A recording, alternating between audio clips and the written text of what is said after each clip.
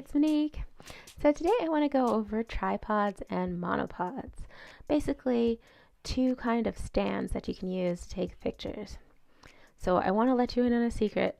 First, you don't need to go out and buy a tripod or a monopod. If you want to take some photos and you don't want your camera to shake, you can put your camera on a shelf, you can put your camera on a stand, and then put it on a timer, and then you just run out into whatever in front of your camera and stand there for a couple minutes, and you can still take a picture without using a tripod or monopod.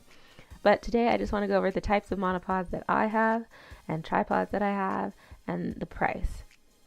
So basically, I use monopods for situations where I need to have the camera a little bit steady, but I still need to be able to move around quite a bit.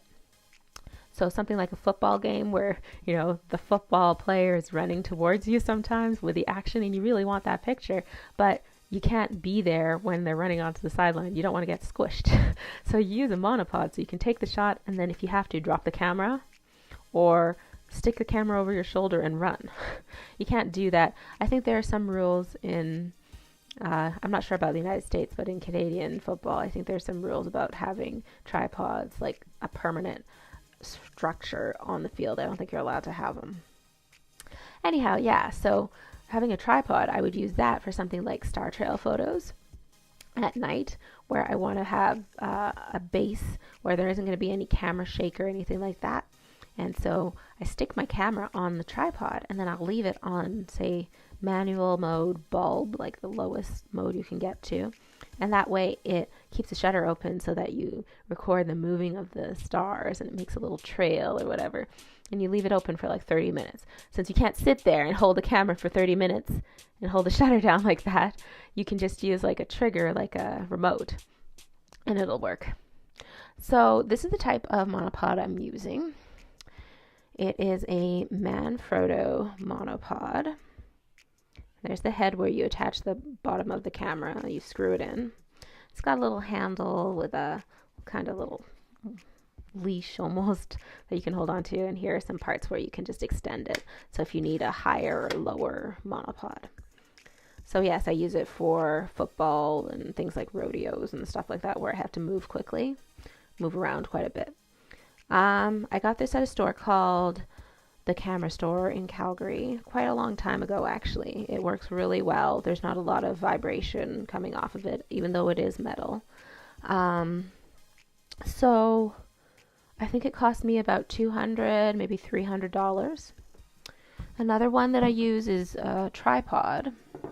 And this one's a Benro tripod. So, there's the head. It detaches, as you can see, by pressing that lever. So you can take it out and you can adjust your camera. It's got this little kind of ball in it as well. So that allows you to swivel the head like 360 degrees almost. Oh, almost. Right? All the way back, all the way forward, all the way around. Right? And I'm just going to lock it back again. Here are the legs. They're extendable, obviously, and here are the feet. There. Right? I think this one cost me between $600 and $800 as well. And I got it at a camera store in Calgary. Well, it's a chain of camera stores across Canada. It's called Vistec.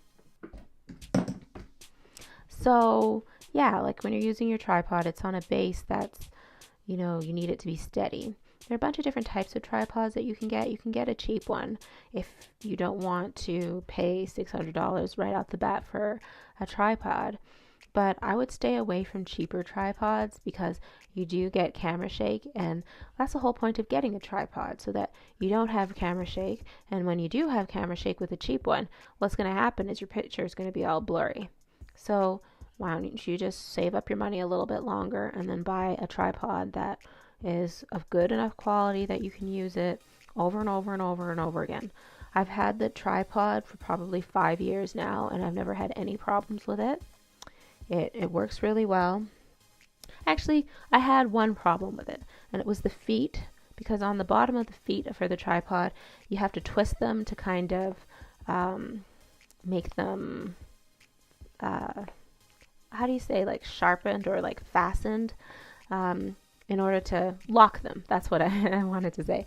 So yeah, you have to twist it in one direction to lock it and twist it in the other direction. And it is a lot of twisting action, especially if you have 4 different levels to extend.